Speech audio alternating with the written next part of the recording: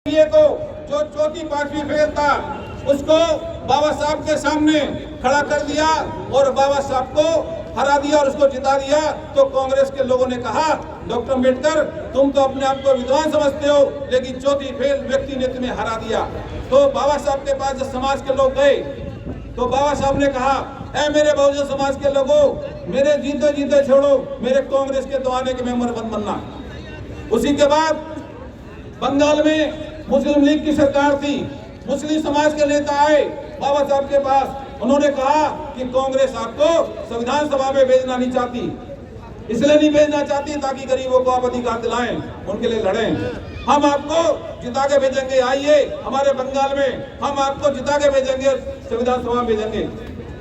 उन्होंने, मुस्लिम लीग के लोगों ने मुस्लिम समाज के एक एमपी को रिजाइन कराया और बाबा साहब को बंगाल से लड़ाया। जब बाबा साहब जीत गए, संविधान सभा में जाने की तैयारी थी, तो कांग्रेस ने फिर उनके साथ खिलाफ काम किया। जहां से बाबा साहब जीते थे उसे पाकिस्तान के अंदर कर दिया और कहा, बाबा साहब डॉक्टर अम्बेडकर आप अब पाकिस्तान की असम में बैठेंगे।